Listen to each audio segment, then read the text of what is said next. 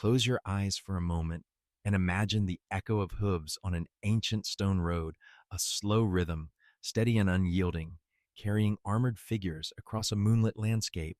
White mantles billow in the wind, each stitched with a crimson cross that gleams like a wound against the night. They are the Knights Templar, guardians of faith, warriors of Christendom, or so the chronicles say. But history is rarely so simple. Behind their shining swords and banners fluttering in the desert wind, behind the gold of their treasuries and the awe they inspired in kings and commoners alike, there lay a deeper layer, a secret not written in papal decrees nor carved into cathedral walls. It was whispered instead in stone vaults at midnight and breathed in chambers where candlelight flickered against the faces of initiates sworn to silence. What if the true story of the Templars was not one of conquest or treasure, but of a hidden journey of the soul? Their order, founded in the sacred dust of Jerusalem, grew not only into a military force, but into a mystery school, at least. So some have claimed, scholars have long debated the accusations leveled against them: heresy, secret rites, the veneration of strange relics. Yet beneath the politics of accusation lies an unbroken silence that stretches across centuries, a silence that suggests there was something worth protecting, something so profound it could not be spoken aloud. Some said they drew from the wells of Gnostic teaching, from the mysticism of Sufi dervishes, from echoes of ancient pagan cults that still lingered in the Holy Land. Others believed they had uncovered fragments of a truth buried beneath Solomon's temple itself, an inheritance of forgotten ages. We do not know for certain, but we can imagine the fragrance of incense in a subterranean chapel, the weight of stone above, the solemn murmur of vows whispered in the darkness, a hand placed upon a symbol too sacred to describe, and the feeling a trembling, profound stillness that perhaps one was touching the edge of something eternal. Tonight, we begin not with swords raised in battle, but with a question. What if the Knights Templar were seekers not of earthly glory, but of a hidden light? What if their greatest treasure was not locked away in vaults of gold, but in the veiled practices of the Spirit? The story unfolds like a tapestry woven from history and rumor, from silence and song. It asks us not only to follow the path of the warrior monks, but to listen to the hush between their words, to the secrets concealed in ritual, to the echo that still lingers in the stones of their ruined chapels. Betisoa. And as we drift further into this night, we will begin to walk with them, not upon the battlefield, but into the shadows of the Holy Land, where the first seeds of their hidden practices may have taken root. The Holy Land of the 12th century was not merely a battlefield. It was, instead, a tapestry woven from threads of countless civilizations, faiths, and forgotten tongues. To walk upon its stones was to step across the remnants of empires long fallen, each layer leaving behind an echo, a shadow, a silence that spoke as powerfully as any voice. For the Knights Templar, sworn to guard pilgrims and protect holy sites, the land was far more than territory. It was a crucible of the spirit, a place where boundaries blurred and mysteries whispered. Close your eyes and imagine Jerusalem as it might have been when the first Templars arrived. Narrow streets wound like veins through the heart of the city, alive with the mingling of languages and faiths. Latin prayers floated from chapels, while from high minarets the call to prayer spiraled through the desert air. Merchants cried out in Arabic, bargaining for silks and spices carried from distant lands. Hebrew psalms lingered in dimly lit houses where families gathered at nightfall. The city was a convergence, a crossroads where the world's sacred traditions collided and coexisted in uneasy harmony. The air itself was heavy with scent, the resin of frankincense smoldering in a church, the rich aroma of cumin and saffron from a nearby stall, the dust of the desert carried in with every gust of wind. To walk through the streets was to be immersed in a living symphony, the clanging of blacksmiths' hammers, the laughter of children, the quiet murmurs of monks in procession, the distant cry of camels at the city's edge. Jerusalem was alive, and for the Templars, who pledged themselves to a life of discipline and devotion, it was also alive with questions. Their headquarters, the Temple Mount, stood at the heart of these mysteries. To the Templars, it was more than a fortress. It was hallowed ground, the place where the Temple of Solomon was believed to have once stood, a dwelling of the divine presence itself. The dome of the rock gleamed with golden majesty, a reminder that the mount was sacred to Muslims as well. And beneath those ancient stones, tunnels and chambers reached into the earth like veins into the body of time. Rumors spread that the Templars searched these hidden depths, perhaps uncovering relics, perhaps manuscripts, perhaps truths too perilous to reveal. We cannot know for certain what they found, if they found anything at all. But legends endure that they unearthed fragments of secret wisdom, texts preserved from an age when temple priests whispered the ineffable names of God, or when philosophers cloaked their knowledge in riddles. Such stories cannot be proven, but their persistence speaks to the sense that the Templars were not only warriors, they were seekers. Beyond the walls of Jerusalem, the land itself taught other lessons. The desert stretched endlessly, a silence so vast it seemed to press upon the soul. Those who lingered long among the sands spoke of hearing voices in the wind or of visions born from solitude and sun. Sufi dervishes gathered under starlight, spinning in circles until ecstasy dissolved the barrier between the self and the eternal. Christian hermits retreated to caves, practicing forms of meditation that echoed with the remnants of Gnostic tradition, visions of light and shadow beyond the comprehension of Orthodox faith.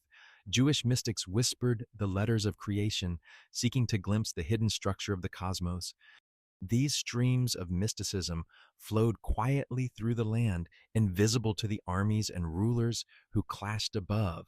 Yet for those who listened, perhaps for the Templars themselves, they formed an underground river of wisdom. It is not difficult to imagine that men who lived amidst such currents would be shaped by them. A knight, kneeling in prayer after battle, may have breathed in the rhythm of Sufi meditation. Another, guarding the Temple Mount by night, may have traced a symbol that carried echoes of Gnostic thought. Still another, gazing into the desert stars, might have felt an awakening that no catechism could contain. The Holy Land was not only contested ground, it was a mirror reflecting every longing, every fear, every hope of the human spirit. To live there was to be confronted with contradiction, a city sacred to three faiths, a land drenched in blood yet hallowed by countless prayers. And in that contradiction lay transformation. The Templars, bound by vows of obedience and chastity, must have felt the pull of that deeper mystery. To defend holy sites with the sword was one thing, to absorb the holiness of the land into the marrow of one's being was another. Perhaps that is why whispers grew of their hidden practices, that behind their public devotions there was another layer, silent, unrecorded, but profound. The chronicles tell of their prayers at dawn and dusk, their attendance at Mass, their strict monastic discipline. But the gaps in the record are just as telling. What happened in their private vigils, in the stillness of night, in the vaults of their chapels when the doors were closed? Did they meditate in silence as Sufis did? Did they contemplate visions of light, as Gnostics once had? Did they experiment with symbols and gestures meant to awaken something within, something the church itself did not sanction? We cannot know for certain, but the land in which they lived suggests the possibility. For the Holy Land was not a place where beliefs remained untouched. It was a crucible where ideas fused, where ancient mysteries resurfaced, where seekers found themselves transforming. The Templars, in defending the land, may also have been remade by it. And so, the paradox takes root. Outwardly, they were defenders of the church, sworn to protect pilgrims and fight in the Crusades. Inwardly, perhaps, they were men shaped by currents the church could neither fully control nor fully understand. The Holy Land became both battlefield and sanctuary, both arena of violence and seedbed of hidden wisdom. Tonight, as we walk with them through those shadowed streets, we can almost feel the weight of it, the mingling of incense and desert dust, the golden light upon ancient stone, the silence of tunnels beneath the Temple Mount. It is here that the Templar's journey into mystery begins. It is here that the outward warrior becomes the inward seeker. And as the night deepens, we must ask what hidden calling was born in those shadows? What path did the Holy Land set before them? A path they would walk in secrecy until the end of their days. The answer lies just beyond the city walls, where their hidden calling begins to take shape. In the beginning, the Templars were not meant to be mysterious. They were born of necessity. not secrecy. 9 knights, ordinary men of noble but modest standing, banded together to protect pilgrims traveling the perilous roads to Jerusalem. They took vows of poverty, chastity, and obedience. They called themselves the poor fellow soldiers of Christ and of the Temple of Solomon. Their mission was simple: to guard the faithful. Yet history rarely remains simple. The moment they settled upon the Temple Mount, something shifted. To live daily beneath the shadow of Solomon's ruins was to be reminded that their order stood upon holy ground steeped in myth. Legends whispered of treasures hidden within the temple's depths, sacred vessels, lost scrolls, the Ark of the Covenant itself. Whether the knights believed these tales or not, they lived in constant proximity to the possibility of secrets older than Christendom. Each stone around them seemed to murmur of forgotten ages. Picture them by torchlight, descending into ancient vaults beneath their headquarters. The air was damp, tinged with the scent of earth and stone. Their footsteps echoed in chambers that had once heard the chants of Israelite priests. Did they search? Did they dig? Some chroniclers claimed they did, uncovering relics that could alter the course of faith itself. Others dismissed such tales as rumor, but even if their hands touched nothing tangible, the atmosphere itself was enough to awaken something. For when men live in places of deep mystery, mystery seeps into them. What began as a military order slowly absorbed a second identity, quieter and far less visible. The Templars became not only defenders of pilgrims, but initiates of something unspoken. The shift was subtle. Outwardly, their routines remained unchanged: dawn prayers, martial drills, evening silence, but in the private rhythm of their souls, another cadence began to pulse. They were not simply warriors, they were students of an inner path. What drew them toward this hidden calling? Part of the answer may lie in the nature of their lives. War and devotion mingled daily. One moment, a knight raised his sword in fierce battle. The next, he knelt in chapel, his hands folded in prayer. Such extremes could not help but shape the spirit. Violence demanded discipline. Faith demanded surrender. Between the two, the soul sought balance, and perhaps it found that balance in silence, in practices not written in any official rule of the order. The Holy Land itself, with its mingling of traditions, provided the spark. Imagine a knight encountering a wandering Sufi sage who spoke of the soul's union with the divine through music and movement, or hearing of Jewish mystics who spoke in hushed tones of the sacred letters that held the fabric of the cosmos, or meeting a Greek scholar who carried remnants of Platonic thought wrapped in metaphors of light. The Templar might not have fully understood, but something within him recognized a resonance, a hidden kinship of seekers. And so, in secret, practices may have been born. There were whispers of initiation rites, rituals held in darkness, where a novice would be stripped of all outward identity and asked to surrender everything to the brotherhood. Some claim these rites involved strange gestures, a kiss upon the shoulder, or even upon the mouth, meant not as blasphemy, but as a bond of loyalty beyond ordinary vows. Others accused the Templars of worshiping a mysterious head, perhaps a relic, perhaps a symbol of hidden wisdom. These accusations surfaced centuries later during their trials, but the echoes suggest that behind closed doors, the Templars engaged in acts the outside world could not easily comprehend. Whether these rituals were innocent or profound, symbolic or mystical, they carried one truth: they were not meant for public eyes. They belonged to the hidden calling, the inner sanctum of the order. It is said that knights endured long vigils in silence, fasting by candlelight, preparing not for battle, but for vision. In such vigils, a man might feel his senses sharpen, his soul tremble at the nearness of something vast. He might see patterns in the shadows, hear meanings in the flicker of flame, sense a presence just beyond the veil of sight. In those moments, the warrior became a seeker, and the battlefield of the soul stretched wider than any earthly war. This hidden calling did not erase their role as soldiers. They still rode to war, still defended pilgrims, still built fortresses across Europe and the Levant, but alongside their public face, another identity flourished: guardians of mysteries, custodians of secret light. It was not a role declared, but a role lived in whispers, gestures, symbols passed from one initiate to another. Perhaps that is why they grew so powerful. Wealth and land may explain part of their influence, but there is another force, less tangible mystique. The sense that the Templars knew something others did not, that their discipline and courage sprang from a deeper well than mere duty. Kings respected them, not only for their swords, but for their aura of silence. Silence is power, for it hints at depths unseen. As decades passed, their hidden calling became inseparable from their identity.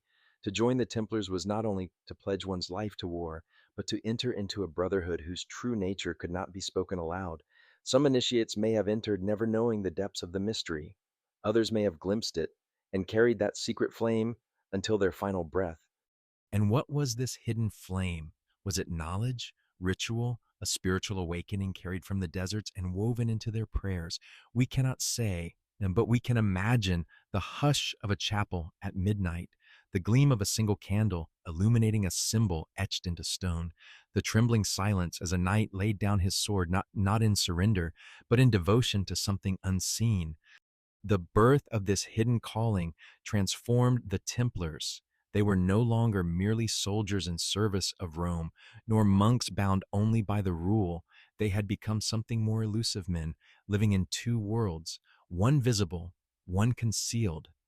And as we follow their footsteps, we begin to see how this hidden path, born in silence, would shape their destiny. For what begins in whispers often ends in thunder. Tonight, as the memory of their vigils flickers in our minds, we are left with a question: what practices, what sacred knowledge were carried forward into the very heart of the Templar order?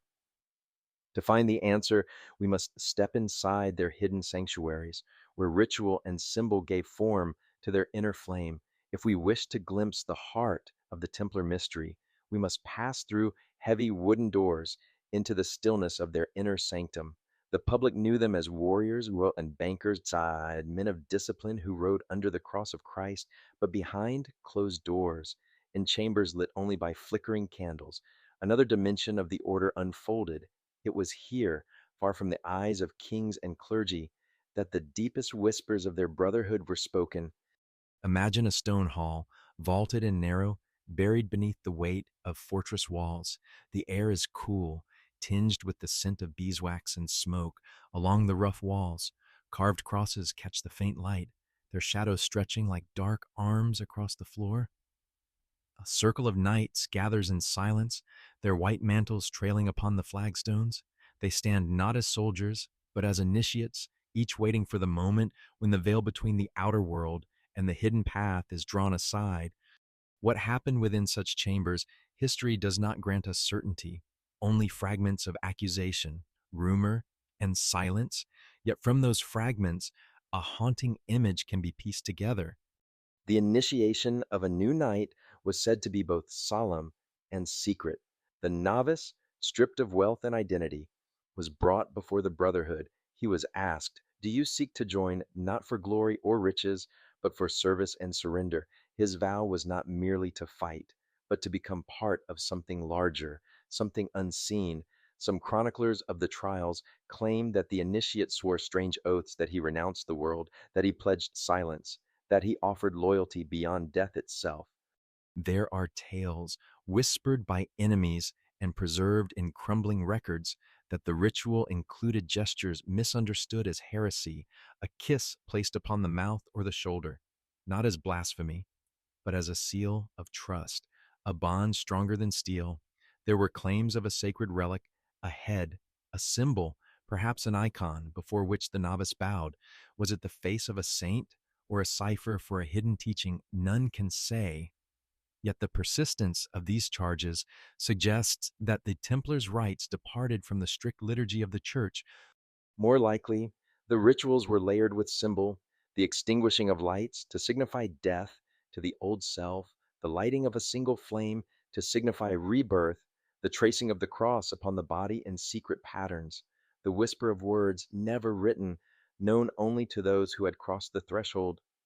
These acts, whether born of necessity or tradition, transformed the novice from knight into brother. But initiation was only the beginning.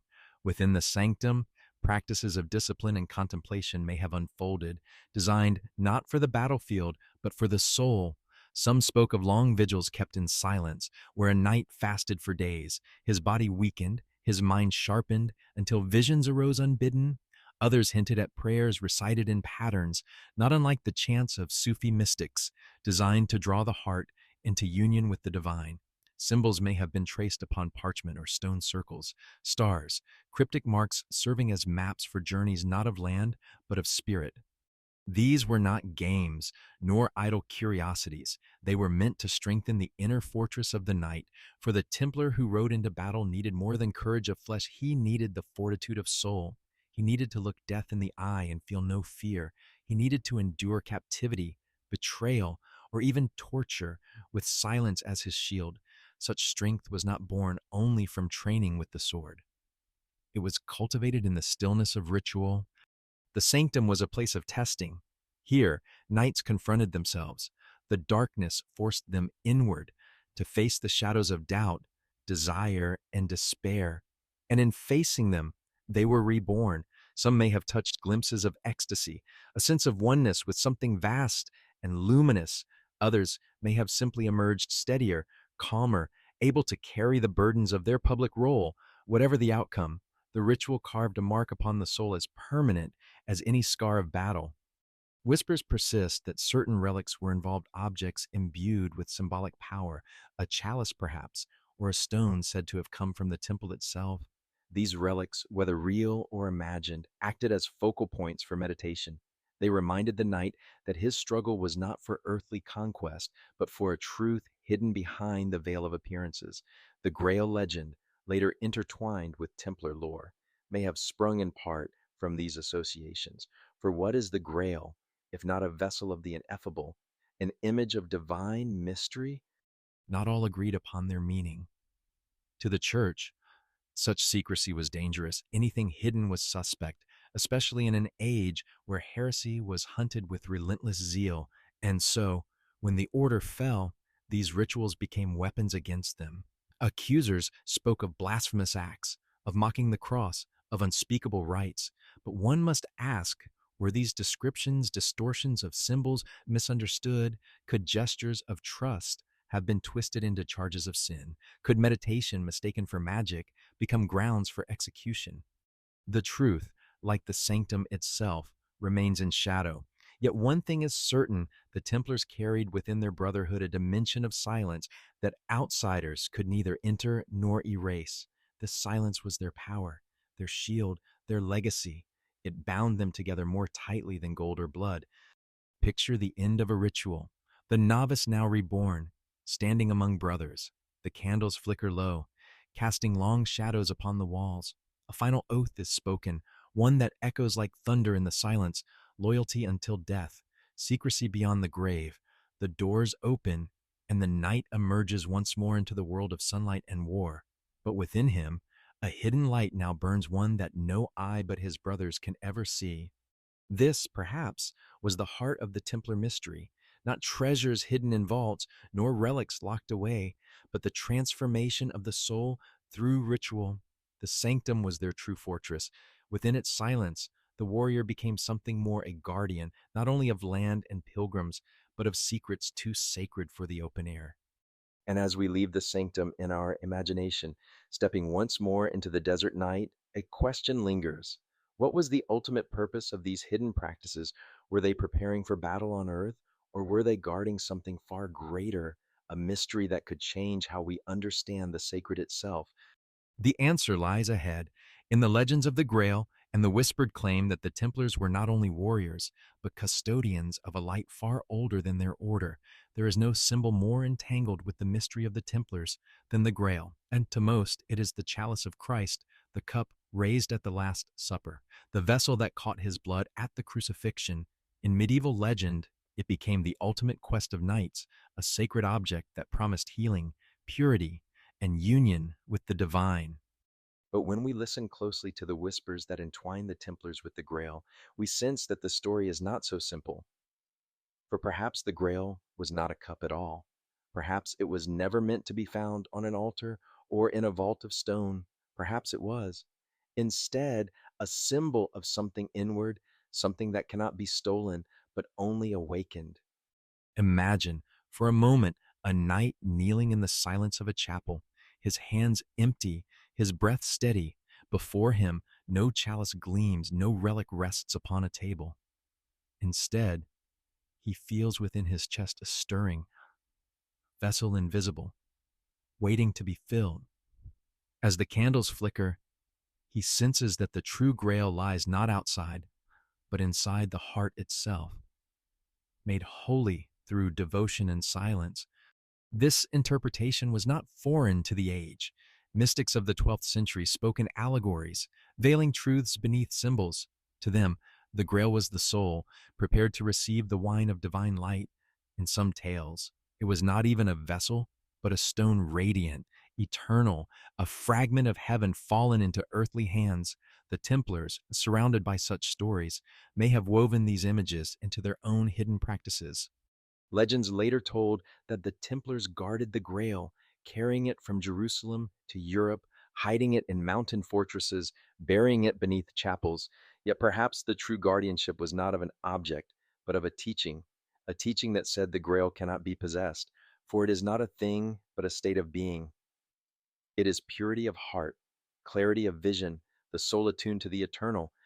This would explain why no one has ever truly found it. For how can one discover outwardly what is meant to be awakened inwardly? And yet, the stories endure. Montsegur in France, Rosslyn Chapel in Scotland, remote caves in the Pyrenees all claim to hold the Grail. Why such persistence? Because the Grail is more than history. It is longing itself. It is the eternal human desire for completion, for healing, for contact with the sacred.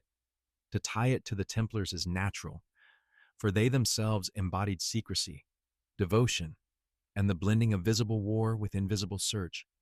Some have speculated that the Grail represents hidden knowledge, perhaps ancient texts or wisdom preserved from times before Christendom.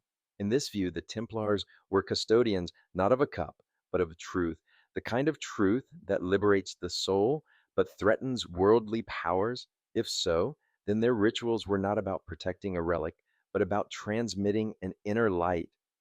Others have suggested that the Grail was linked to bloodlines, to mysteries of descent and inheritance. Such tales captivate the imagination, but must be approached with care, for they rest on speculation.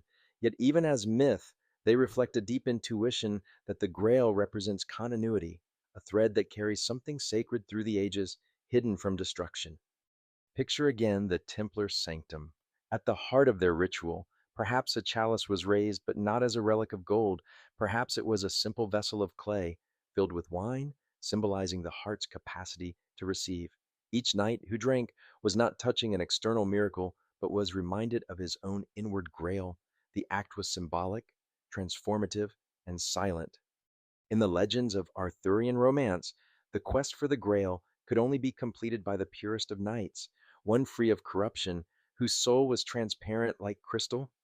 This echoes the discipline of the Templars themselves.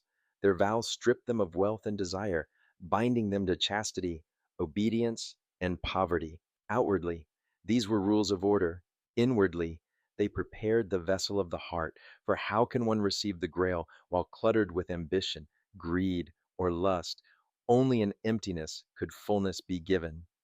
Thus, the Templar path mirrored the Grail path. Both required renunciation, both demanded silence, both pointed not to conquest of lands, but to conquest of the self.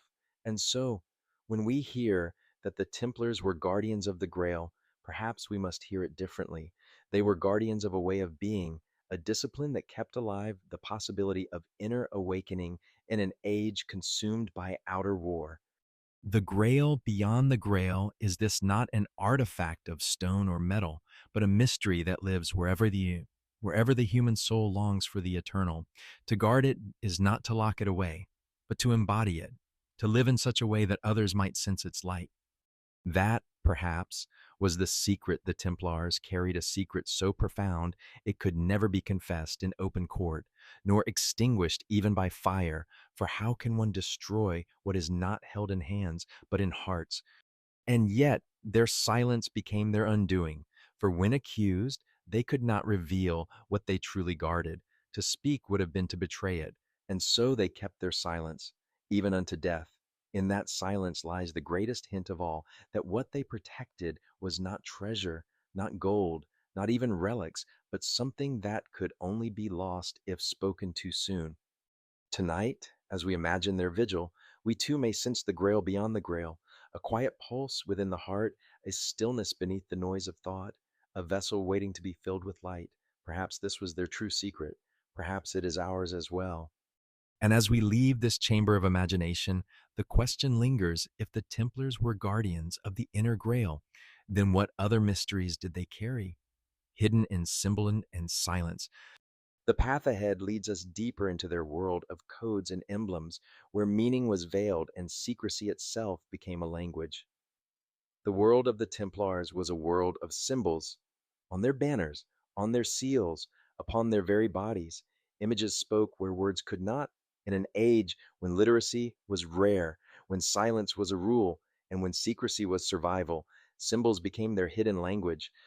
The most famous, of course, was the Red Cross, bold, simple, striking upon the white of their mantles. It was the first thing seen on the battlefield.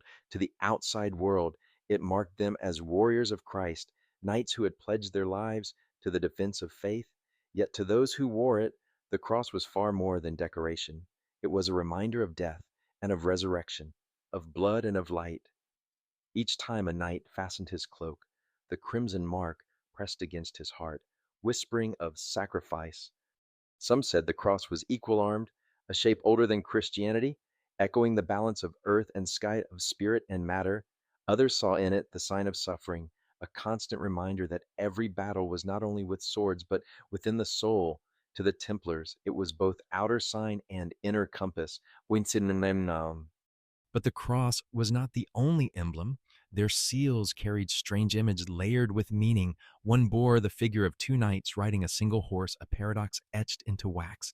Outwardly, it symbolized their vow of poverty, two men sharing one mount, yet inwardly, perhaps it carried another message: that each knight was dual in nature, warrior and monk, body and spirit, outer servant and inner seeker.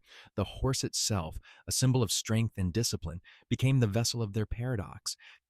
Other seals depicted the dome of the rock, the very place of their headquarters. Still others showed the Agnus Dei, the Lamb of God, serene and radiant, even in the midst of violence. Each was a meditation in miniature, a code pressed into every letter they sent, every agreement they sealed. Architecture, too, carried their mark. Round churches rose across Europe, echoing the design of the Holy Sepulchre in Jerusalem. Circular spaces without beginning or end invited worshippers to step into eternity. The very shape was a symbol of completeness, of cycles without break, of unity. Within these sacred circles, candlelight reflected endlessly, and the faithful prayed as if within a cosmic wheel. Symbols reached deeper still into the rituals of their brotherhood. A gesture, a touch, a pattern of words all became codes, invisible to the uninitiated. A kiss of brotherhood sealed trust beyond blood. A hand placed upon a shoulder might mean far more than comfort. It might mark acceptance into the hidden circle. The exact details are lost, preserved only in the distorted echoes of their trials. Yet one truth shines through secrecy itself: was their language. For what is a symbol but a veil? It hides as much as it reveals. It invites the mind to search, to wander, to question. And in that wandering, transformation begins. The Templars understood this deeply. To hand a man a truth outright is to leave him unchanged, but to give him a symbol is to awaken his own searching, to kindle the flame of discovery within his soul. Consider the labyrinths carved into the floors of cathedrals. Pilgrims trace their paths not with feet alone, but with spirit, each turn a symbol of life's winding journey toward the center. The Templars, too, may have walked such inner labyrinths, their rituals guiding them step by step until the center was reached: silence, union, light. It is no wonder that when the order fell, their symbols became objects of suspicion. Authorities demanded explanations. What did the dual riders mean? What was the hidden significance of their gestures? Were these signs of heresy, of allegiance to secret gods? But symbols resist simple answers. They are mirrors reflecting back whatever the viewer carries. For the persecutors, they reflected fear. For the brothers, they reflected truth too precious to speak. The power of their symbol lay not only in their hidden meaning, but in their endurance. Long after the Templars were disbanded, their crosses remained carved upon stones, their round churches still rose toward heaven, their seals still impressed upon ancient parchment. The order was silenced, but the symbols continued to whisper. And perhaps that was their intent, for a symbol, once released, cannot be bound. It lives in stone, in story, in imagination. It becomes a vessel for mystery itself. The Grail was such a symbol, and so was the Red Cross, and so were the hidden gestures of their brotherhood. Each spoke not only to those who knew, but to generations unborn, stirring questions that no tribunal could extinguish. Tonight, as we imagine those seals pressed into warm wax, those banners billowing against desert winds, those cloisters adorned with circles of light, we too are invited into their language. We do not need to know every meaning. We only need to let the symbols work upon us as they worked upon the knights themselves. For symbols are not solved like riddles, they are entered like doors. To step through is to begin a journey, one that may take us, as it took the Templars, into realms unseen. And so, as we leave the chamber of symbols, one question lingers softly. What knowledge were they protecting behind these veils? Was it wisdom so ancient that only metaphor could hold it? Or was the very act of secrecy the treasure itself, teaching that the sacred is not in what is revealed, but in what is preserved in silence? Ahead lies the answer, or at least its shadow, the hidden wisdom they may have carried from the East, knowledge whispered in desert nights, which shaped the course of their order. The Holy Land was never a single voice, it was a chorus, rising from desert sands and mountain stones, mingling languages, faiths, and songs of devotion. Into this chorus the Templars stepped, armored and sworn to Christendom, yet day by day, in silence and in shadow, they must have heard other melodies, melodies that spoke not of conquest, but of the soul. Imagine a knight walking alone through the winding streets of Jerusalem. The night is cool, the air fragrant with spice and smoke. From a distant minaret, the call to prayer unfurls into the sky nearby. A group of Sufi dervishes gather in a courtyard. They begin to turn, slowly at first, then faster, their robes spreading like circles of light. Their voices rise in chants that seem less sung than breathed. The knight pauses, unseen in the shadows, and listens. Though he does not understand the words, he feels the rhythm in his chest, a vibration that transcends language. He wonders, is this, too, a way to touch the divine? Such encounters were not rare. The Crusades were wars, yes, but wars fought in places where faiths interwove, in the desert monasteries of Syria. Gnostic echoes still lingered, teachers who spoke of hidden knowledge, of sparks of light trapped within flesh. In the hills of Palestine, hermits practiced contemplations that blurred the line between Christian devotion and older mystic paths. Among the Jewish mystics of the land, whispers of the Kabbalah stirred, a tradition that sought to unveil the secret names of God, the very patterns by which creation was formed. The Templars, bound by discipline but surrounded by these streams, could not have remained untouched, for though they carried swords, they also carried silence, and silence is porous, it absorbs. Then might they have absorbed?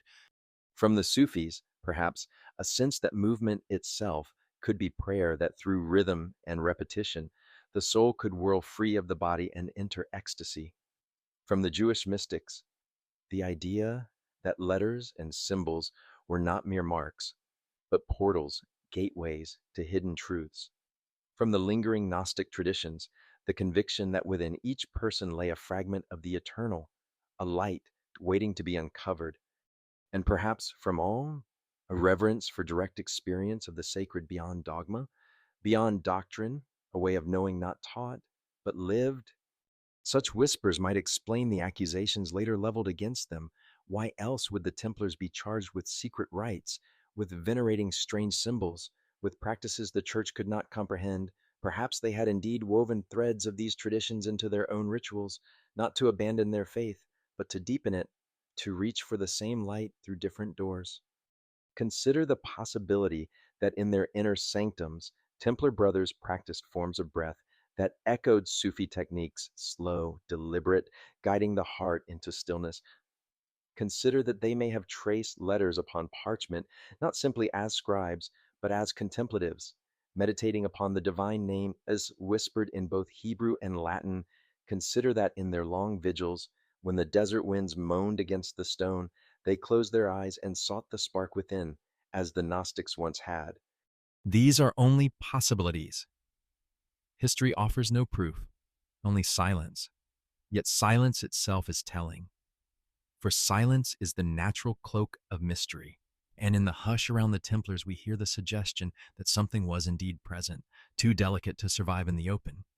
The East has always been seen by the West as a place of wisdom and danger both. To absorb its teachings was to risk suspicion, even heresy, yet for men who lived daily in its midst, how could they resist a knight who faced death each morning, may have longed for something beyond the rigid walls of doctrine? A brother who carried the blood of battle on his hands may have sought purification deeper than ritual cleansing. In the whispers of the East, they may have found answers that the West alone could not provide. Legends persist that the Templars guarded secret texts brought from Jerusalem. Some claim they discovered scrolls hidden beneath the Temple Mount, Writings that revealed truths the church could not bear. Others believe they carried fragments of alchemical lore or the lost wisdom of Solomon himself.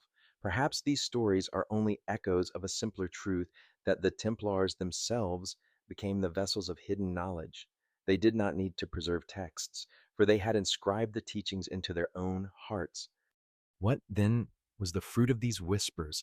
Not abandonment of Christ, but a deeper, quieter faith, one that saw Christ as light within all traditions, presence that could be sought not only in Latin Mass, but in silence, in symbol, in the turning of a dervish beneath the stars. This, perhaps, was their secret, that truth is wider than walls, and the sacred speaks in many tongues. Yet this secret was perilous. To suggest that other traditions held wisdom was to challenge the absolute authority of the church. Better, then, to remain silent, to guard the whispers within their sanctums, to carry them in secrecy, to speak only in symbols. And so they did.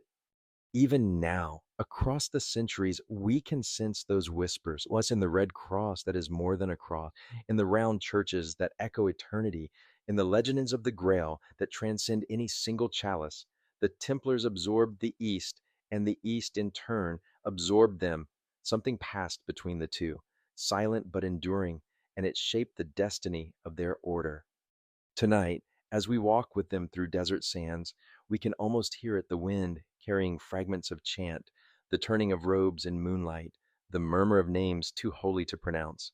And in that hearing, we too may feel the pull of the mystery that wisdom is not bound by borders, that truth is not the possession of one people alone. The Templars heard these whispers, and they never let them go. And as the silence deepens, we may ask what became of this hidden knowledge when the Templars themselves were silenced. Did it vanish with their fall, or did it find new life, hidden within secret brotherhoods that claimed descent from their order? The answer lies ahead in the strange accusations that would one day be hurled against them, accusations that reveal more than their persecutors ever intended. Silence is powerful, but silence invites suspicion. For centuries, the Templars lived as both warriors and monks, their discipline admired, their wealth envied, their secrecy whispered about. And in time, those whispers became accusations dark, strange, and unforgettable. It was the year 1307 when the dawn broke with betrayal. Across France, the king's men moved swiftly, arresting Templars in their commanderies, binding them in chains, dragging them into dungeons. The charges that followed were unlike anything the world had expected. They were not accused merely of greed or corruption, but of heresy, terrible, unholy practices said to lurk within their hidden chambers. Imagine the cold stone of a prison cell. A knight sits hunched in the shadows, his mantle torn away, his hands shackled. Before him stands an inquisitor, parchment in hand, voice sharp with accusation. You spat upon the cross, you denied Christ, You worshipped a head of stone. You kissed one another in shameful places. You adored the devil in secret rites. These were the charges, absurd, scandalous, and yet repeated across Europe. The knights, under torture, confessed. Some swore they had indeed renounced Christ during initiation, mocking the crucifix. Others spoke of a mysterious head called Baphomet, before which they bowed. Still others described rituals of brotherhood sealed with kisses, of secret words spoken in the dark, of ceremonies unknown to the church. And then, just as suddenly, they recanted, insisting their confessions were wrung from pain, not truth. What are we to make of this? History has long debated the accusations. Some argue they were fabrications, weapons wielded by King Philip of France, who sought to seize the Templars' wealth and erase their power. Others suspect that behind the distortions lay fragments of reality rituals misunderstood, symbols twisted, practices too unorthodox for the rigid mind of the Inquisition. Take, for example, the charge of spitting upon the cross. Could this have been a test, a symbolic act meant to strip away fear of the material image, to remind the initiate that faith must live not in wood or stone, but in the heart? Such practices were not unknown among mystics, who sometimes shattered outward forms to lead seekers into inner truth. Yet in the eyes of the church, even the appearance of disrespect was a blasphemy beyond forgiveness. Or consider the mysterious head, Baphomet. Was it a demon, as the accusers claimed, or was it something else, a relic, perhaps a sacred skull, an icon of John the Baptist, whose severed head was venerated in many places? Some have suggested it was not a head at all, but a cipher, a code word derived from Arabic Abu Fiamat, meaning father of understanding. If so, the head was not an idol, but a symbol of hidden wisdom. Even the accusations of ritual kisses, portrayed as obscene, may have had another meaning. In many traditions, the kiss is a sign of peace, of loyalty, of the breath of spirit passing from one to another. A kiss upon the mouth or the breast could symbolize trust deeper than blood, a unity that transcended the self. To inquisitors seeking sin, it was scandal. To the brothers, it may have been a sacred bond. And so, in each accusation, we find a shadow of possibility, not proof, but echo, not certainty, but suggestion. The heresy Shemasa may not have been the practices themselves, but the refusal to explain them. For the Templars chose silence. They could have defended their rights, given clear answers, justified themselves. Instead, they kept the vow. They endured torture. They faced flames. They met death in silence. Why? Perhaps because to reveal their inner practices would have been to profane them, to cast pearls before those who sought only to trample them. Perhaps because secrecy itself was the treasure, and to lose it was to lose everything. Or perhaps because the truth they carried could not be spoken in the language of the court. Truth, after all, can live only where it is prepared to be received. As the trials dragged on, Europe became filled with strange tales. People whispered of the Templars' midnight masses, of candles snuffed and oaths spoken in darkness. They whispered of demons and idols, of magic and sorcery, of plots against Christendom. And the whispers grew louder than truth, for in the absence of understanding, imagination fills the void. It is here that we glimpse the paradox of the Templars. Their silence gave them strength, but also led to their downfall. Their secrecy bound them together, but it also painted them with shadows that others mistook for demons. What they guarded as sacred, the world condemned as heresy. Yet, even in condemnation, something curious happened. The image of the Templars as keepers of forbidden knowledge took root in the collective imagination. They were no longer merely a military order. They became, in story and legend, guardians of mysteries too dangerous for the church. Their accusers sought to destroy them, but in doing so, they ensured their survival in myth. And so, centuries later, when we hear of the Templars, it is not only as soldiers or bankers, but as initiates of secret wisdom, keepers of hidden light. The accusations that sought to erase them instead transformed them into legends. Picture, for a moment, the flames of 1314 in Paris, where Jacques de Molay, the last Grand Master, was bound to the stake. As the fire rose, he called out not in confession, but in defiance, he summoned King Philip and Pope Clement to judgment before God. His voice, carried upon smoke and crackling timber, became the final word of the Templars, silence broken only to proclaim truth. Was heresy their crime, or was it, perhaps, their refusal to let go of mystery? The answer lingers in shadow, never clear, always shifting. Yet one thing endures: the accusations, no matter how strange, reveal the world's deep intuition that the Templars carried something hidden, something powerful, something the age was not ready to hear. And so, as we leave the chambers of their trials, another question follows us like a whisper. If they guarded forbidden wisdom, what became of it after their fall?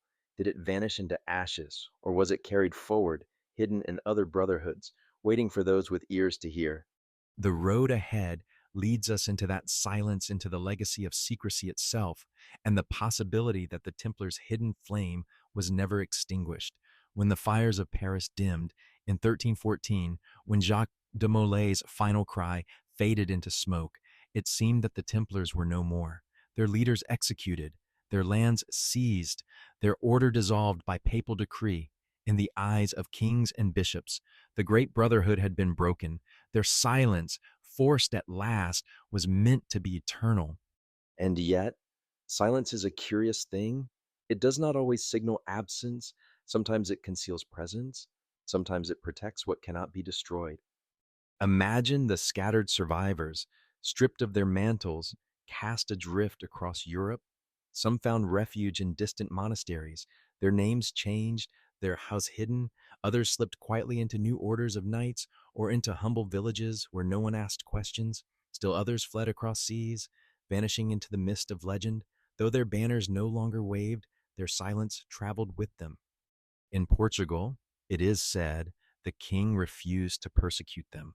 There, the Templars were reborn as the Order of Christ, cloaked in new garments but carrying Old traditions, I.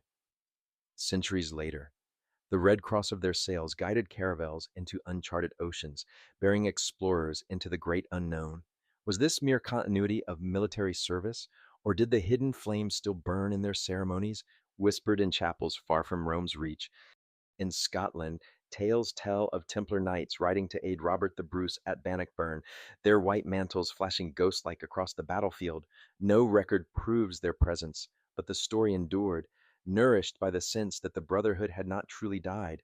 And in Scotland's hills, centuries later, whispers of their survival clung to stone chapels carved with strange symbols, their patterns echoing mysteries that felt older than the land itself. Elsewhere, in France, Italy, Spain, the rumors persisted that in the hidden rooms of Masons, a Templar tradition had taken root, disguised beneath the tools of the builder, the compass, the square, the unfinished stone, that in secret gatherings, their silence blossomed into symbols that spoke of balance, light, and initiation. Whether true or not, these stories gave birth to the idea that Freemasonry carried within it the bones of the Templar order. But perhaps the greatest survival was not in institutions at all, but in memory, for memory has a way of keeping alive what power seeks to erase. Villagers told tales of knights who buried treasure under mountain fortresses, of chapels where the Grail lay hidden, of manuscripts locked in iron chests awaiting the right seeker. Mothers hushed their children with stories of the Red Knights, riding still across the night sky, guardians of secrets too sacred for daylight. The very act of telling kept the silence alive, not as absence, but as mystery. The Templars' true wealth, it seems, was not the gold seized by kings, but the aura of secrecy itself, and that aura could not be taken, not by torture, not by fire. Even as their order was dismantled, the sense that they knew something more, that they held in trust a wisdom beyond ordinary faith remained. Silence, once planted, grows like roots beneath soil. Long after the tree is cut down, the roots spread unseen. Picture a ruined Templar chapel, its roof collapsed, its altar broken. Weeds grow where knights once knelt. The world sees only ruin. Yet in the hush of dusk, as the last light paints the stones with gold, one might feel it still, the echo of prayers, the weight of vows, the presence of something waiting. Silence lingers in the stones, as if the walls themselves remember. Perhaps that is the truest legacy, not survival in any single lineage, but survival in atmosphere. The Templars became part of the world's dreamscape. Their silence carried not in books, but in imagination. Every time a story was told, every time a symbol carved, every time a pilgrim stood in a round chapel and felt a shiver of mystery, the silence lived again. And so it survives still, in legends of hidden treasures, in secret societies claiming descent, in novels and whispers, in symbols etched on gravestones, in the restless curiosity that keeps us wondering. The order ended, but its silence never did. Tonight, as we sit with that silence, we are left with a question that drifts like smoke. Was their secrecy simply the refuge of men persecuted? Or was it the vessel of something greater? Did they guard only their survival? Or did they guard truths too luminous to reveal? The silence survived, but within it, what was carried forward? To follow that thread, we must step into the realm of legacy, into the way the Templars' hidden flame may have passed into other hands, shaping brotherhoods and mysteries yet to come. When the Templars fell, their castles emptied, their coffers seized, and their leaders burned in the public squares. It might have seemed the story had ended, yet history is like water. It finds hidden channels, winding its way through rock and soil, disappearing only to reemerge in unexpected places. The silence of the Templars did not vanish. It echoed. It took root in whispers, in symbols, in brotherhoods that cloaked themselves in secrecy and ritual. Consider first, the Freemasons. Their origins lie in the guilds of stonemasons who built cathedrals across medieval Europe, men who worked in stone, but also in symbol. By the 17th century, those guilds had evolved into a society not of builders alone, but of thinkers, seekers, initiates of a speculative craft. They spoke of light, of initiation, of secrets transmitted through ritual. And in their symbols, the compass, the square, the unfinished stone, some have seen faint traces of Templar inheritance. It is said that when the Templars were dissolved, some of their brothers sought refuge among the Masons, carrying with them the language of secrecy. The Masonic lodges became vessels, not only for a craft of stone, but for a tradition of hidden wisdom. Whether this descent is literal or only myth matters less than the fact that it was believed, for belief gave it power to wear the apron of a Mason became, for some, to walk in the shadow of the Temple Knights. And then there were the Rosicrucians, an esoteric brotherhood that arose in the 17th century. Cloaked in allegory, they spoke of hidden masters, of secret knowledge passed down through the ages, of a spiritual science that blended faith, philosophy, and alchemy. Their manifestos promised enlightenment not through dogma, but through transformation. Though they made no open claim of Templar descent, the parallels shimmer: a hidden order, guardians of mysteries, bound not by wealth, but by vows of secrecy. Other groups, too, drew upon the aura of the Templars. In the 18th century, the Templar degrees were woven into Masonic rites, blending medieval imagery with Enlightenment allegory. Knights in white mantles, bearing red crosses, appeared once more not upon battlefields, but in candlelit halls, where rituals echoed those of an order long destroyed. These modern Templar orders claim no swords, but they claim the silence, the secrecy, the sense of being guardians of something beyond ordinary sight. And beyond Europe, the echo spread. In Portugal, as we have seen, the Order of Christ became a vessel for continuity, its red cross emblazoned upon the sails of explorers who ventured into uncharted seas. When caravels cut across the horizon, their white sails marked with crimson, it was as if the Templars themselves had returned, no longer crusading in the Holy Land, but crusading into the oceans of the world. The echo grew fainter, yet it never ceased. Wherever secret societies gathered, wherever symbols were drawn, the shadow of the Templars lingered, sometimes invoked directly, sometimes only implied, but always present, always whispering of a hidden lineage. What does this tell us? That the Templars did not survive as an institution, but as an idea, and ideas, unlike men, cannot be executed. They take on new bodies, new forms, each generation clothing them in symbols suited to the age. Imagine a candle passed from hand to hand. The flame is the same, though the candles differ. The Templars were one such candle when their wax melted into history. The flame leapt to others Freemasons, Rosicrucians, mystic orders, and secret brotherhoods whose names are lost. Each carried the silence, the aura of forbidden wisdom, the sense that behind ritual lay a truth too vast for words. Even in the modern age, echoes resound. Writers and seekers still claim connection to Templar lines. Lodges still enact rites invoking their imagery. And countless tales of hidden treasure, buried manuscripts, secret bloodlines still weave the Templars into the fabric of conspiracy and legend.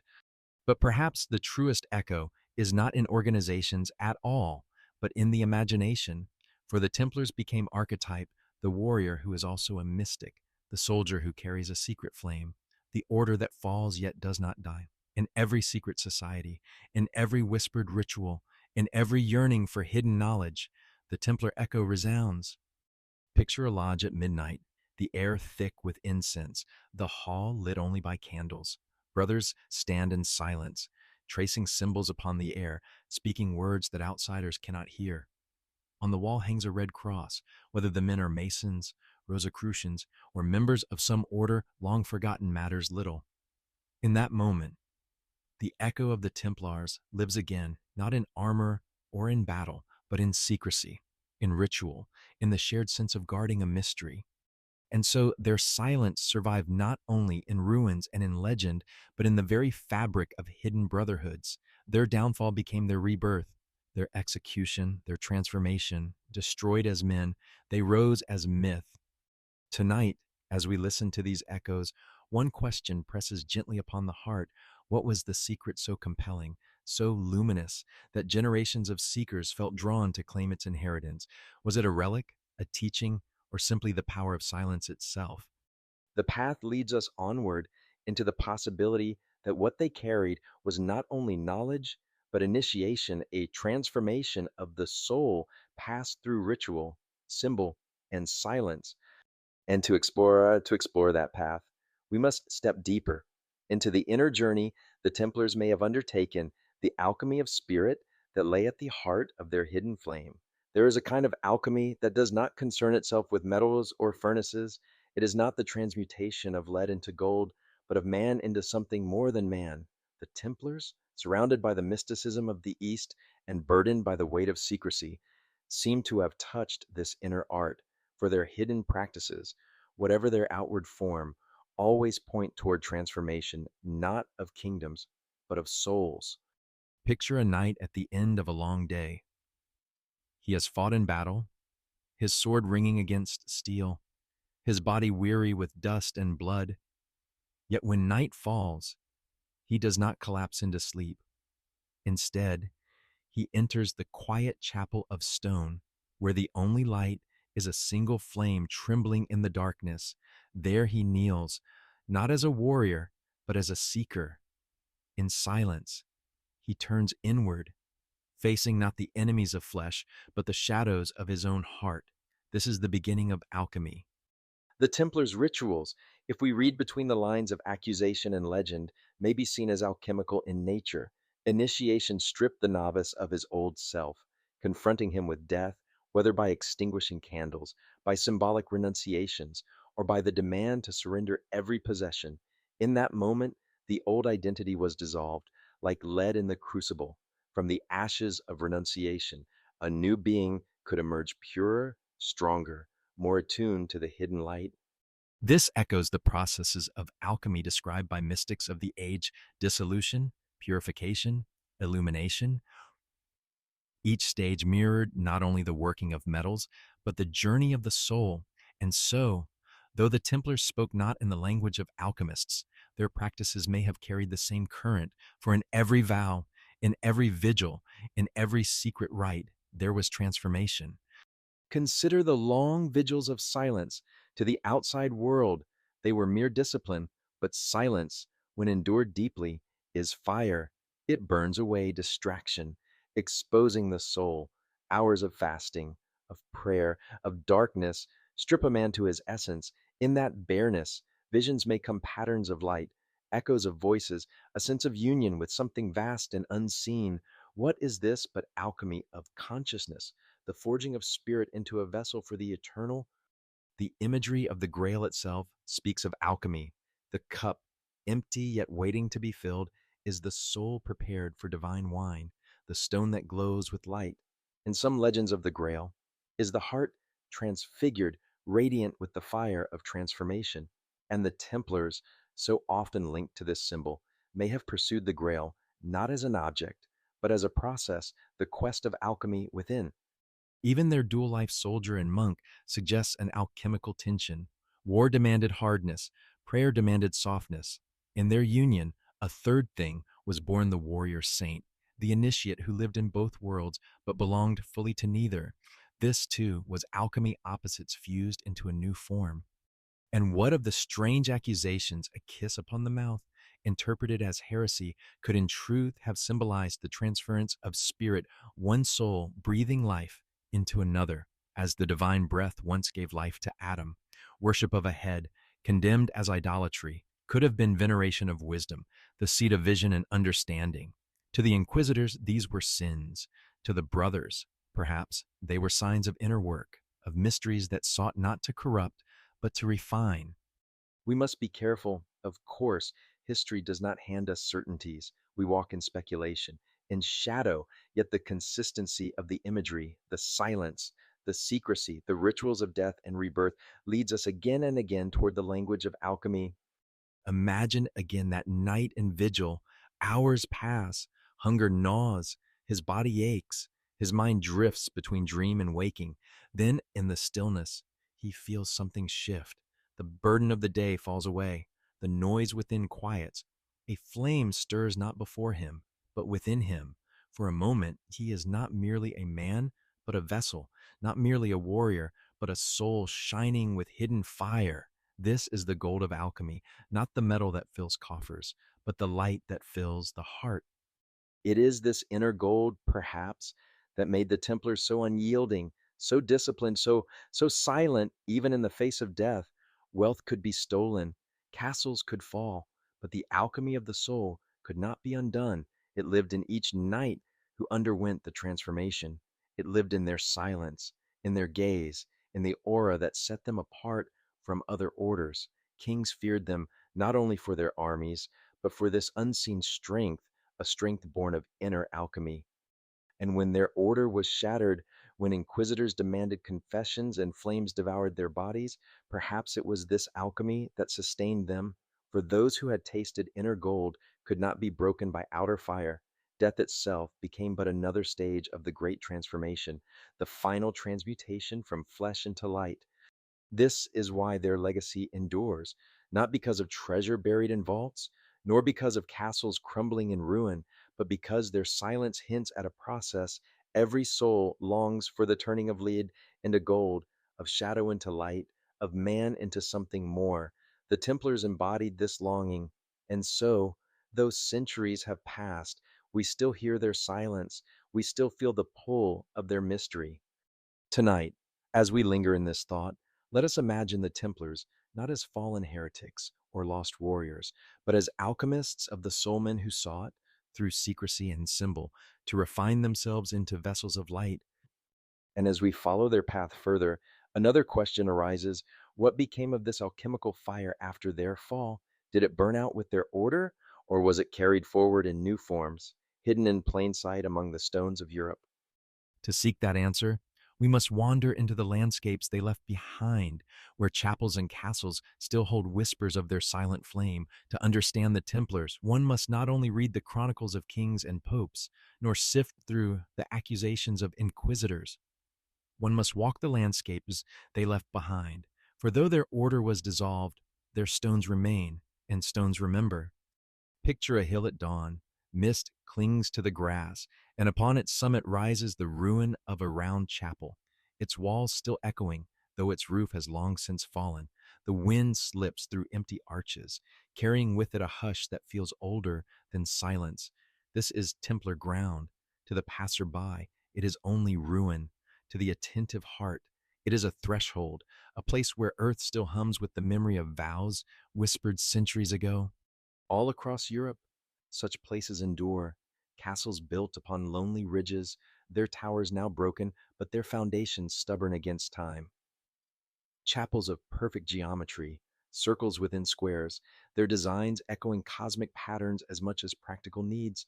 Wells, once used for both water and symbol, sunk deep into stone courtyards. Each is a page in a book written not in ink, but in rock. In Portugal, one finds the fortress of Tomar, seat of the Order of Christ the Templars reborn in another guise. There, the round church still stands, modeled after the Holy Sepulchre in Jerusalem. Step inside, and you enter a space that is more than architecture.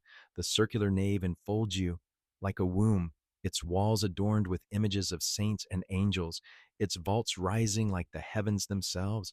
To pray here is to stand within a symbol, to feel geometry itself guiding the soul toward the center.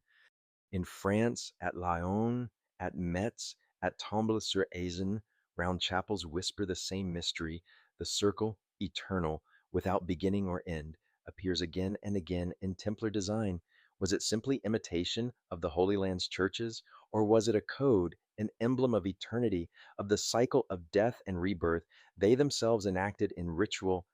High in the Pyrenees, near Montsegur, legends linger of Templar treasure hidden among the stones of Cathar strongholds. The Cathars, too, were accused of heresy, their fortress reduced to rubble, their followers burned.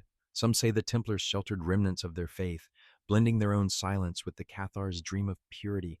The mountains there still seem to sigh with mystery, as if both orders left a trace of sorrow and secret light. In England, scattered preceptories dot the countryside, simple chapels, barns, and halls where Templar brothers once lived. In Lincolnshire, the round church of Temple Brewer still lifts its tower against the sky, stark and solemn amid empty fields. Travelers who step inside often speak of an atmosphere heavy with presence, as though the stones themselves lean close, listening. And then there are the subterranean places, caves and crypts carved into the earth, their walls etched with symbols whose meanings elude certainty. In Royston, beneath the English soil, lies a cave adorned with carvings of saints, crosses, and enigmatic figures. Some say it was a secret Templar chapel, hidden from the eyes of the world, whether true or not. To descend into its darkness is to feel the closeness of their silence pressing upon your skin. These landscapes are more than ruins. They are maps of mystery. Each round church, each fortress, each hidden cave points toward a world. The Templars inhabited a world where stone was more than shelter, where geometry was prayer, where silence was engraved into architecture itself. Walk the corridors of Tomar, and you may feel the echo of boots upon the stone, the murmur of Latin prayers, the hush of brothers gathering at midnight. Stand upon the battlements of Chateau de Chinon, where Templar leaders were imprisoned before their trial, and you may sense the weight of their final silence pressing into the walls. Wander the meadows around Templecombe in England, where a painted panel of Christ's face was discovered centuries later, and you may wonder whether the brothers left messages hidden for those with eyes to see. Everywhere the land remembers. And perhaps this was their greatest architecture, not castles or chapels, but the atmosphere they left behind. To stand in Templar ground is to feel watched, not by soldiers, but by silence itself. It is to feel the pull of something just beyond reach, as though the stones are doorways waiting to open if only one knows the right gesture, the right word. This, too, is part of their legacy. The Templars did not only build fortresses, they built landscapes of mystery, and these landscapes, even in ruin, continue their work. They invite the imagination to awaken. They whisper to the seeker, there is more than meets the eye.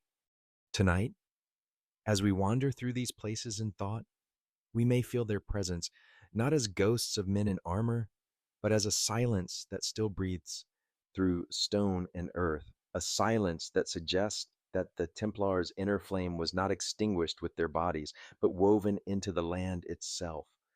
And so, the question emerges softly, as if carried by the wind through ruined arches. If their silence lingers in stone, does their wisdom linger too?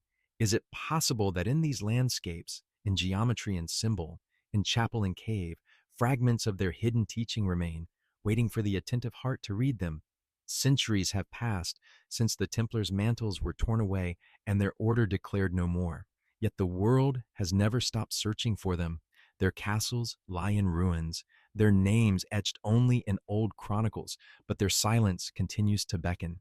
And in that silence, scholars, archaeologists, and dreamers alike have leaned close, listening, interpreting, imagining. In dusty libraries, researchers pore over parchments, tracing the faint ink of ancient accusations, trying to read between the lines of confessions given under torture. What is truth and what is invention? They compare symbols, follow signatures upon old charters, look for hidden meanings in the geometry of churches. The Templars' trail is faint, but it is there, a thread winding through centuries, inviting the seeker to follow. And on the land itself, spades and scanners reveal fragments. In the caves beneath Royston in England, carvings were uncovered in the 19th century saints, crosses, knights with swords. Some say it was a secret Templar chapel. Others insist it was the work of later hands. But to descend into that chamber, to run one's fingers across the carved stone, is to feel the same hush of mystery that has always accompanied their name. In France, archaeologists study the ruins of commanderies, uncovering coins, seals, fragments of pottery. To most, they are relics of daily life. To others, each shard is a clue, each symbol a whisper of hidden practices. In Tomar, Portugal, the great convent of Christ reveals paintings and symbols woven into its walls imagery that seems to echo not only the faith of Rome, but the geometry of older mysteries. And then there are discoveries, more elusive stories, rather than stones. In the Pyrenees, in the shadow of Montsegur, tales linger of treasure carried away by night as the fortress fell. Templar and Cathar secrets escaping together into the mountains. In Scotland, legends whisper that Rosslyn Chapel, with its intricate carvings of vines, stars, and curious figures, was built to conceal Templar wisdom. Scholars debate fiercely, are these mere coincidences of art, or deliberate codes left for future generations? Modern theories abound. Some claim the Templars discovered ancient scrolls beneath the Temple Mount, perhaps fragments of the lost teachings of Solomon, perhaps secrets carried from older civilizations. Others believe they unearthed the Ark of the Covenant itself, or relics of Christ, or texts that challenged the Church's authority. Still others argue that their treasure was not material at all, but spiritual knowledge, a teaching that blended Christianity with mysticism of East and West. None of these theories can be proven, yet none can be disproven either. The silence of the Templars leaves space for speculation, and into that space pours the imagination of every age. In the 20th and 21st centuries, new tools of discovery joined the search. Ground penetrating radar, lasers, and drones explored ruins once hidden. Researchers mapped the tunnels beneath the Temple Mount, though most remain inaccessible. Each shadowed passage invites the same question: did the Templars uncover something there that changed the course of their order? Even science cannot silence the mystery. The more we uncover, the more the unknown deepens. For every stone excavated, 100 questions arise. For every theory proposed, another emerges to contradict it. And always, the Templars remain at the center, silent, enigmatic, beyond the grasp of certainty. Perhaps this is why they endure in the modern imagination. The world longs for mystery, for a space where certainty does not crush wonder. The Templars provide that space. They are at once historical and mythical, proven and speculative. They belong equally to archaeologists and to poets. Modern seekers continue to walk their paths. Pilgrims travel to Tomar, to Lyon, to Rosslyn, to Montsegur, not only to see ruins, but to feel atmosphere. To stand within a round chapel is to stand inside a symbol, to sense geometry wrapping around the soul.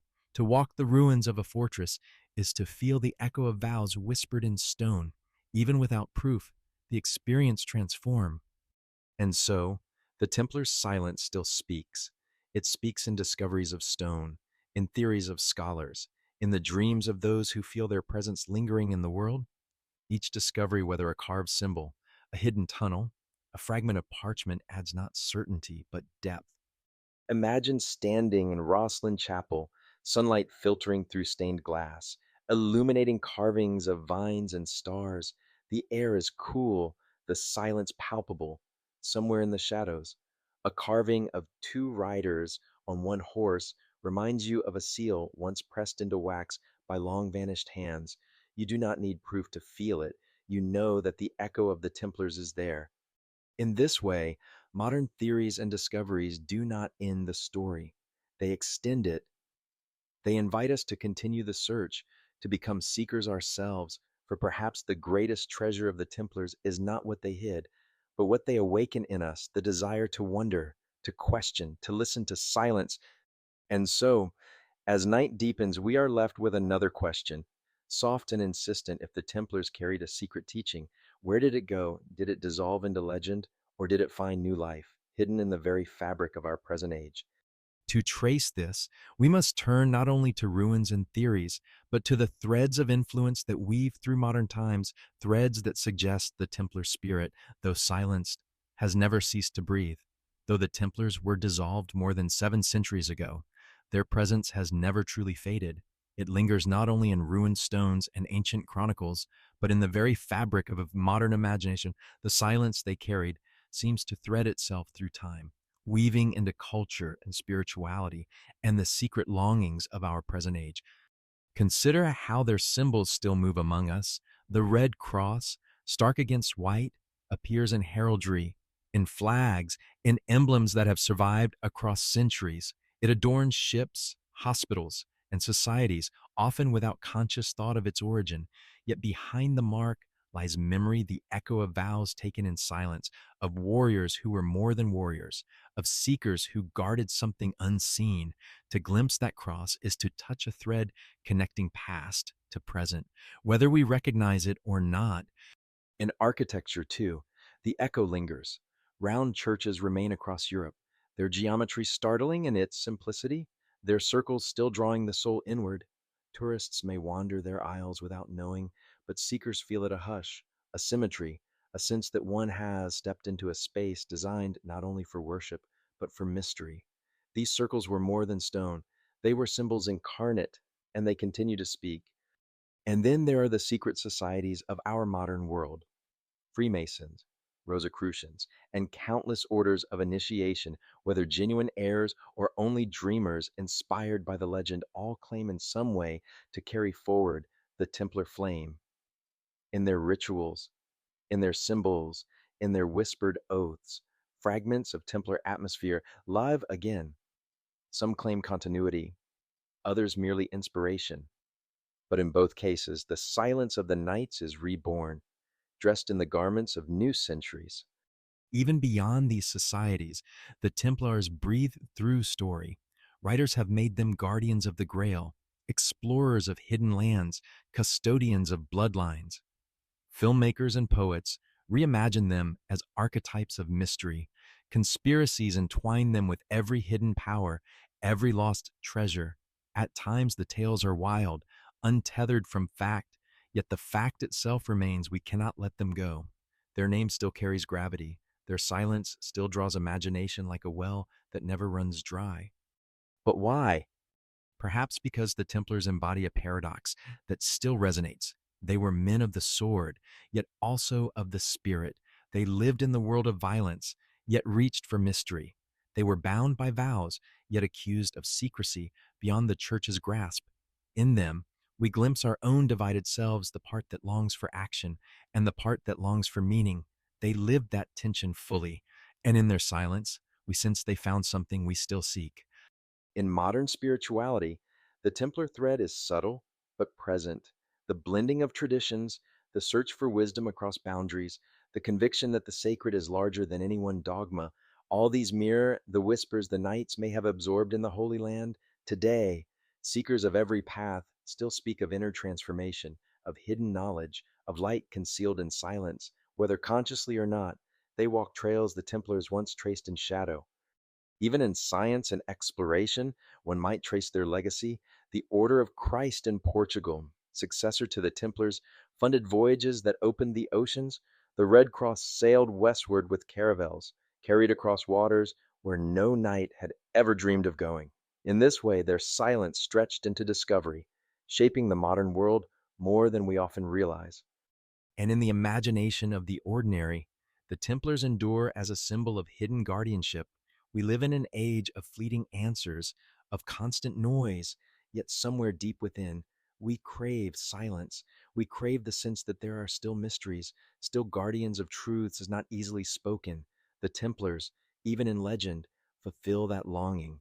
They remind us that not everything need be explained, that some truths must be carried in silence. Picture, for a moment, a modern traveler standing in a ruined Templar chapel at dusk. The stones are cold, the air filled with the scent of moss and dust. The setting sun pours light through a broken arch, casting a cross shaped shadow on the ground. The traveler may know nothing of history, but in that moment he feels it a weight, a presence, a thread. Something passes through him, intangible yet undeniable. That is the silence that survives. And perhaps that is the Templar's greatest gift to the present, not knowledge in the form of doctrines, not treasures of gold or relics, but an atmosphere, a silence that stirs imagination and awakens wonder, a reminder that there is always more than meets the eye. Tonight, as we sit within this silence, we may ask, what do the Templars truly offer us now? Perhaps not answer, but question, not certainty, but longing. In a world obsessed with clarity, they remind us of the beauty of mystery. In an age of noise, they remind us of the strength of silence. Their threads into the present are many symbols, stories, societies, ruins, but all point to one truth. The Templars are not gone. They live in the imagination, in the longing, in the very act of seeking, and so long as we search for them, they remain with us. And as we follow these threads into our own time, another question stirs: if their silence endures, then what does it mean for us, here and now? Are we too called to guard something unseen, to carry light through darkness, to keep alive the flame of mystery in a world too eager to explain it away? The journey ahead invites us into this reflection, into the inner lessons the Templars may still whisper across centuries. What remains of the Templars after all the centuries, after the trials, after the flames, not their castles, which crumble, not their treasures, which were seized or scattered, not even their names, which are blurred in the dust of archives. What remains is silence, a silence so deep, so enduring, that it continues to speak. This silence itself is the first lesson. The Templars lived in an age of noise, of clashing swords, of shouted sermons, of proclamations from kings and popes. Yet at the heart of their order lay the vow of silence, kept within chapels, within chambers, within the very soul. They understood that words can be heresy, but silence protects. They knew that in silence the heart hears what the ears cannot. And so, as we listen to their story, we are invited into that same stillness, to lay aside our questions for a moment, to breathe, to listen. For silence is not emptiness, it is presence. The second lesson lies in secrecy. To modern ears, secrecy sounds suspect, even sinister. Yet for the Templars, secrecy was not deception, but sanctity. That which is sacred cannot always be spoken aloud. The most profound truths are not displayed in marketplaces, they are guarded, shared only with those prepared to receive them. The Templars remind us that there is value in what is hidden, that some treasures lose their power when exposed to the glare of the world. The lesson is not to hoard, but to honor, to recognize that mystery itself is part of the sacred. A third lesson arises from their dual life. They were warriors and monks, men of the battlefield and men of prayer. They carried swords in one hand and rosaries in the other. In them we see the union of opposites: action and contemplation, violence and devotion, flesh and spirit. Their lives remind us that the human journey is always a tension between worlds. And in holding that tension, in refusing to collapse into only one side, transformation occurs. This is a lesson for us to live not divided, but whole, to embrace both the outer duties of life and the inner calling of the soul. The fourth lesson lies in initiation. The Templars' rituals, however distorted by accusation, spoke of death and rebirth, a novice stripped of identity, entering darkness, emerging with a new name, a new life, In this, we see a universal truth that growth requires surrender, that new life is born from letting the old die. Every seeker must pass through such initiations, whether marked by ritual or by the quiet trials of life. The Templars remind us that initiation is not a single moment, but a path. Each day we are invited to lay down what we were and to rise anew. Another lesson can be found in their endurance under torture. Many confessed, but many also recanted, choosing death over betrayal of their vows. They remind us that integrity is not measured in ease, but in trial, to hold silence under pressure, to guard the flame even when surrounded by fire. This is courage of the highest order. It asks us, too, what vows do we hold so deeply that we would keep them even at cost? What truths do we carry that cannot be surrendered, even to the flames? The Templars also teach us of symbols, their crosses, their seals, their round chapels. All were more than practical. They were maps of mystery, guiding the mind and heart beyond what eyes could see. In a world that now drowns in literalness, their use of symbol reminds us of the power of metaphor. A cross is not only wood, a circle is not only stone, each is a door, and the soul, when attentive, can step through. And perhaps their most enduring lesson lies in longing itself, for the Templars remain wrapped in mystery, not because of what we know, but because of what we do not. They awaken in us the desire to search, to imagine, to wonder. They remind us that the quest is not always to find answers, but to be transformed by the search. The grail may never be grasped, yet in seeking it, the seeker is changed. The silence may never be broken, yet in listening, the listener is deepened. What then do we carry from them into our own lives? We carry the lesson of silence to listen more deeply, to honor what words cannot touch. We carry the lesson of secrecy to cherish mystery, to protect what is sacred. We carry the lesson of duality to live fully in both outer duty and inner devotion. We carry the lesson of initiation to embrace death and rebirth as part of the journey.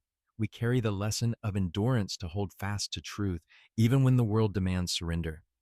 We carry the lesson of symbol to see the hidden doorways in the ordinary, and we carry the lesson of longing to let the quest itself refine us. These are not relics of the past, they are living lessons, threads woven into our own time. In a world of noise, secrecy, distraction, and fear, the Templars still whisper across centuries, be silent, guard the mystery, live the paradox, seek the grail within. Picture yourself, for a moment, standing in a ruined Templar chapel. The walls are crumbling, the roof open to the sky, yet in the silence, you feel them still, the presence of men who prayed here, who whispered vows, who carried secrets to their graves. You realize the chapel is not only ruin, it is mirror. It reflects back your own longing, your own questions, your own unspoken vows. And in that moment, you understand the lessons of the Templars were never theirs alone. They are for all who seek. And so, as we close this chapter, we open another. For lessons do not end in memory, they move into practice. The Templars teach us not only to wonder about their past, but to ask, how do we live their silence now? The answer lies ahead. In the personal reflections, their story inspires within us reflections not of history alone, but of the human heart. The story of the Templars is not only history, it is a mirror. In their silence, in their secrecy, in their fall, and in their endurance, we see ourselves reflected. Their legend becomes more than chronicles of knights and battles. It becomes a question whispered to every soul. What do you seek? Close your eyes and imagine you are walking through the ruins of a Templar chapel. The air is cool, filled with the scent of moss and stone. Light filters through a broken arch, painting the walls in gold. Your footsteps echo, and for a moment, you feel that you are not alone. The silence presses close, as though listening. You pause, and in that pause, you hear it, the question that lies at the heart of their mystery. What do you seek? For every seeker, the answer is different. Some long for knowledge, others for peace, others for a glimpse of the eternal. The Templars, too, must have carried such longings. Outwardly, they sought to guard pilgrims and defend the faith, but inwardly, Their silence suggests another quest, one not written in chronicles, but in hearts.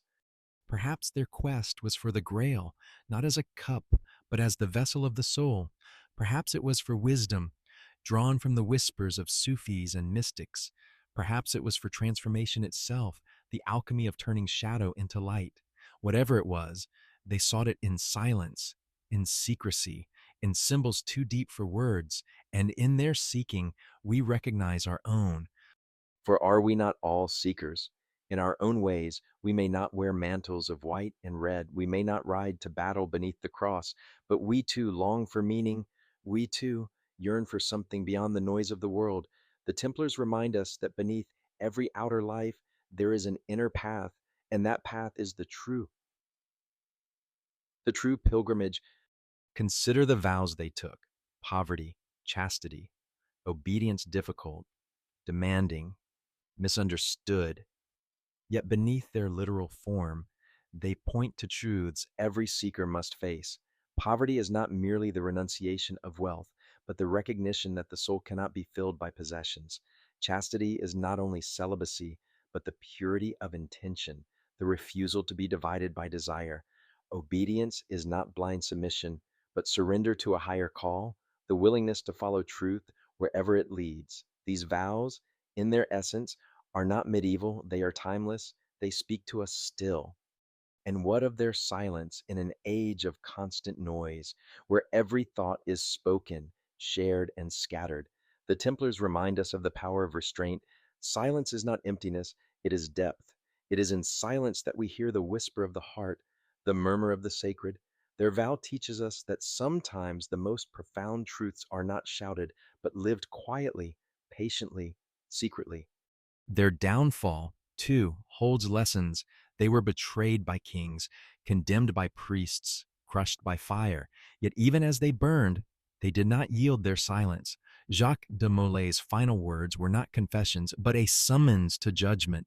In his defiance, we glimpse the strength of one who has touched a truth deeper than death. This, too, speaks to us that integrity is not tested in comfort, but in trial, that the vows we hold must endure even in the flames. And then there is the Grail. Whether cup, stone, or symbol, it has become inseparable from their legend. But in truth, the Grail is not theirs alone. It belongs to all seekers.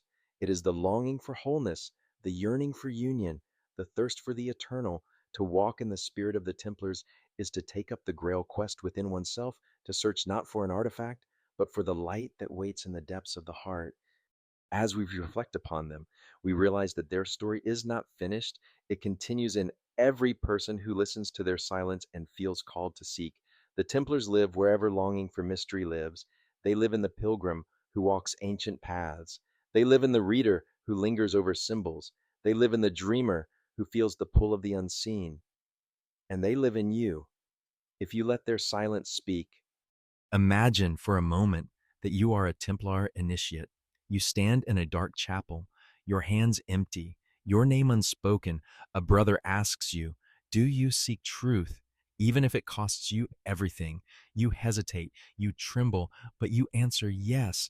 The candles are lit, and in that light, you are no longer who you were. You have crossed a threshold. This is the essence of their path. And though centuries separate us, the threshold remains. Each of us is asked, in our own ways, to step through. What, then, are we to take from their reflections? Perhaps this: that the path of the seeker is never easy, never clear, and never without cost, but it is always worth walking. The Templars remind us that secrecy has its place, silence has its power, and longing has its purpose.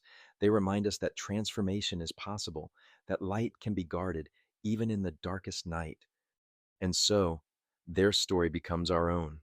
We too are invited into initiation, not into their order, long dissolved, but into the order of the heart, the order of seekers who across time have listened to silence, honored mystery, and sought the grail within. Tonight, as you drift towards sleep, perhaps you can imagine yourself among them, a knight without armor, a pilgrim of the spirit, walking beneath stars, carrying a secret flame. The silence enfolds you, And within it, you hear the whisper that has always been there: seek, and you shall find. And with that whisper, we step gently into the final chapters of their story, the enduring legacy of the Templars, and the mysteries that still ripple into our time. The fires of Paris died long ago. The castles of the Templars crumble quietly on their hillsides. The voices of their prayers have faded into the air, dissolved into wind and rain.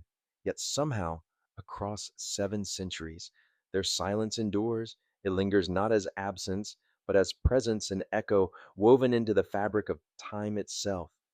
To walk through history is often to seek conclusions, dates, facts, answers, but the story of the Templars resists such closure. Their beginning is clear, their end is written in flames, but their essence, the heart of who they were, remains veiled. The more we search, the more the silence deepens. And perhaps this is their final gift, that they leave us not with certainty, but with mystery. Imagine, for a moment, a night without end. Stars stretch across the sky, silent witnesses to the centuries. Beneath them, a solitary rider makes his way along a forgotten road. His mantle is white, marked with a crimson cross. His destination is unknown, his name unspoken, but the rhythm of his horse upon the earth is steady, carrying him onward. He is not a ghost, but a symbol, the enduring presence of a quest that cannot die. For the Templars have become more than men. They are archetype woven into the human soul, the warrior who seeks the sacred, the initiate who guards the hidden, the brotherhood that falls, yet does not vanish. Their silence lives in us because we, too, long for what they carried, the sense that life holds secrets deeper than the surface, that there are mysteries worth guarding, worth dying for, worth living into. Their enduring mystery is not in treasures buried or relics concealed, it is in the longing they awaken. We do not return to their ruins only to see stone, we return because their silence calls us to listen. We do not repeat their symbols only for history. We repeat them because symbols still open doors. We do not weave them into legend only for entertainment. We weave them because something in us recognizes truth hidden in their shadows. Perhaps this is why they continue to fascinate, because in a world that craves clarity, the Templars remain unresolved. They remind us that not everything must be explained, that some truths are preserved precisely by remaining veiled. Their silence becomes a sanctuary in which wonder survives. And so, even now, their mystery endures in countless forms: in scholars who pore over parchments, searching for clues; in seekers who walk ancient pilgrim roads, feeling their presence in the dust; in dreamers who imagine them guarding grails, treasures, and secret wisdom; in all of us who pause in the night and wonder if silence itself is sacred. What, then, what is the meaning of their endurance? Perhaps it is simply this, that the sacred cannot be destroyed. Orders fall, empires crumble, lives end, but what is truly sacred lives on, hidden in silence, passed not by decree, but by resonance. The Templars, knowingly or not, became vessels of this truth. Their outer form perished, their inner flame endured.